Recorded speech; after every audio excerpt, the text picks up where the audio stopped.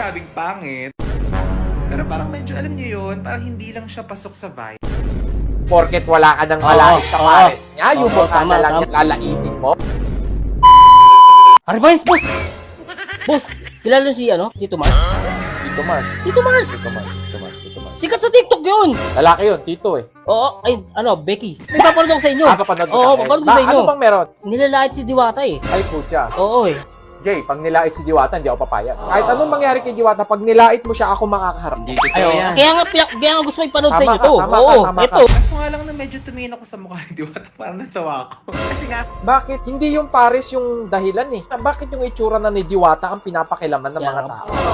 Yung makeup pinapakilaman, boss eh. Akala ko naman kasi yung pares yung nilalait. Pero ito personalan na to. Personalan na yan. Yung Boss. mukha ni Diwata nilait. Oo, Ang kapal naman oo. ng mukha nito. Bakit ganun? Bakit nanlalait siya ng tao?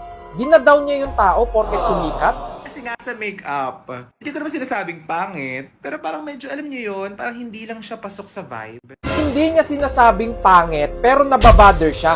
Hindi niya daw sinasabing pangit, pero yung ini-express niya, yun yung gusto niya sabihin. Hindi ganyan ka-red yung lips. Pero hindi ko alam ha, ako yun talaga yung gusto. Hindi daw dapat ganun ka-red yung lips. Eh si Diwata, kissable lips yan. Kissable yan, boss. Walang lipstick yan. Normal yan. Ay, normal yun yung ano niya. Kissable yan. Parang pink na pink eh.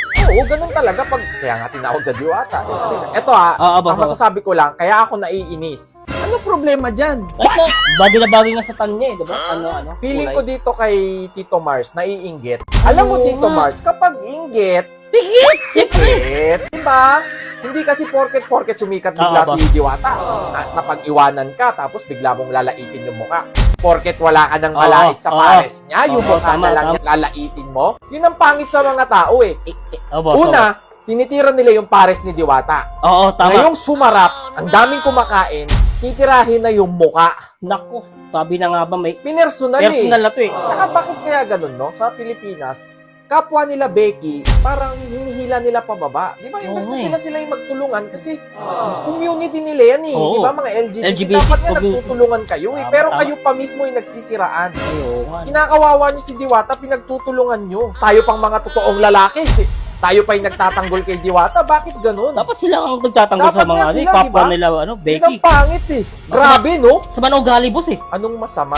Sobrang sama. Alam mo, eto, kung mategi to, mategi, sa ilalim ng lupa to, magdudusa to. Grabe, Kasi boss. wala namang ginagawa sa kanyang masama si Diwata. Eh, anong Wala. ginawa masama sa kanya? Wala. Tapos nilait yung mukha. Okay lang sana, mag-honest review siya. Sabihin niya sa Diwata, pares, makunat yung karne mo. Okay Oo. lang yun eh. Okay lang yun. Walang problema kasi Walang honest review eh. Oo, tama. Pero ito, in-honest review yung mukha. Putik na yan. honest review yung mukha talaga. Ang sama ng ugali.